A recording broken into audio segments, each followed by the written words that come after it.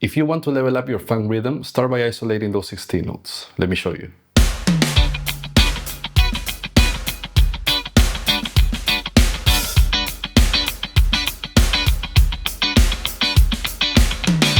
Now, I play this exercise at a tempo that feels natural for me, in this case 100 beats per minute.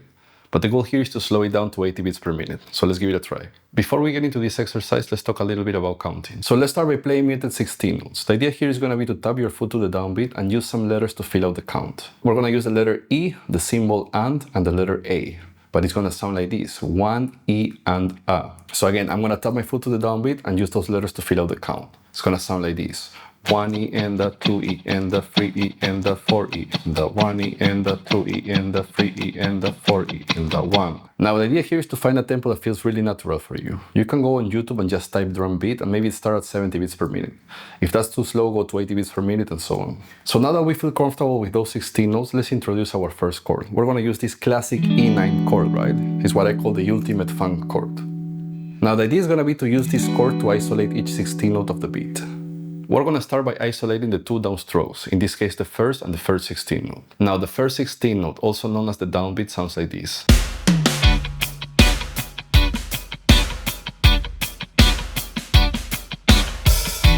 Now the first 16 note, also known as the upbeat, sounds like this.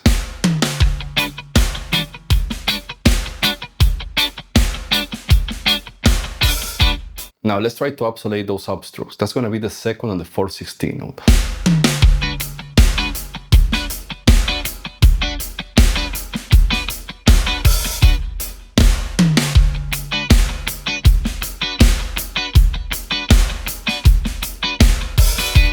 Once you feel comfortable with this exercise, the idea is going to be to combine these 16-note attacks and create some really basic one-bar funk patterns. Now I'm going to play 3 examples. I'm going to start by introducing some other funky chords, right?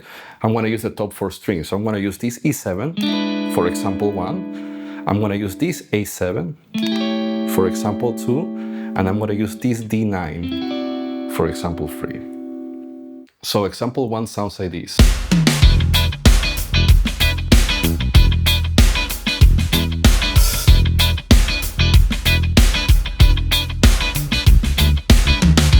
Now let's really slow down this groove and try to play that concept of exercise 1. We're going to try to say the rhythm while playing along with the pattern. Again, we're going to use the numbers for the downbeat and fill out the count with the E and A.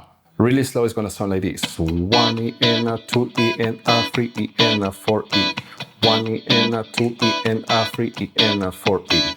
Now let's play exercise 2. It's going to sound like this.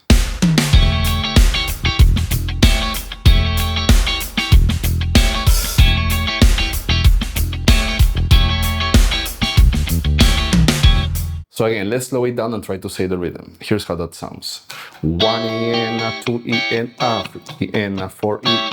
1 E and a 2 E and a 3 E and a 4 E. 1. And to finish, exercise 3 is going to be a 2-bar pattern. Here's how that sounds.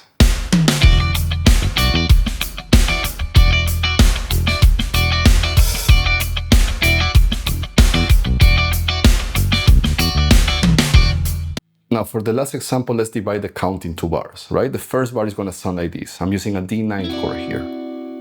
3, 4. 1 E and a 2 E and a 3 E and a 4 E.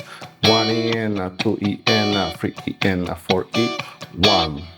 And the second bar is going to sound like this. 1 E and a 2 E and a 3 E and a 4 E.